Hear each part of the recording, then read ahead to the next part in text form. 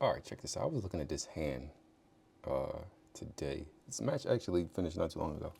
We ended up winning the match, but I wanted to look at this hand, right? Check this out, because it's like the epitome of poker and playing poker, right? At the stakes I play.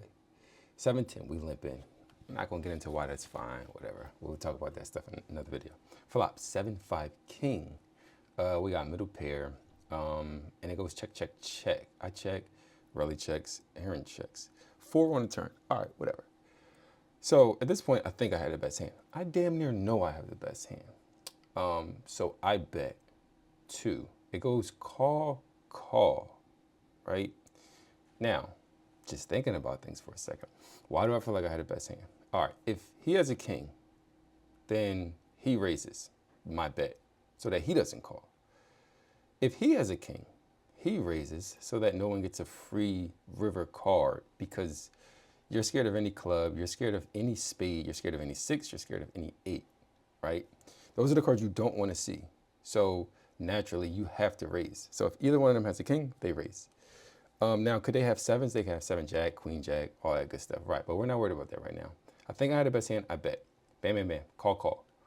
River, 5. Now, could be a little scary, but not really when you think about it. Does Relly have a 5? No. You're not going to call a 5 and have somebody else after you with a decision to make. So he doesn't have a 5. Like I said, he doesn't have a king because he didn't raise. He would definitely raise. He doesn't have a king because he didn't raise. Now, neither one of them has a 5, right? So, like I said, I know I have the best hand at this point. He bets.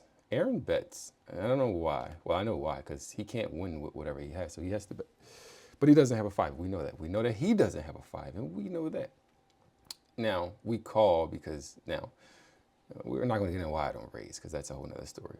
But we call, he folds, and he turns over 3-2.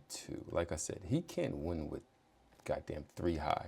And if you think about it, the only hand we lose to is Ace-7. Anything else with a 7 is a chop. Well, King-7, but he doesn't have a king. We know that. A7 beats us. That's the only other 7. Jack-7 will be a chop. Queen-7 will be a chop. 8-7. All those things will be a chop. But now this is like a really good hand. If you're like learning poker or want to learn poker, there's a saying in poker, if you're telling a story, you should keep telling it. But the story he was telling doesn't make sense. Because you're saying you have a 7 initially, and then on the river, you start saying you have a 5. And then there's somewhere in there where you're like kind of saying you have a king, maybe. His story just doesn't make sense. So we call, we win. And like I said, we end up winning this match. We're up on the week like 24x. We'll start recording when I stop having technical difficulties. But yeah, this was just a good hand to look at.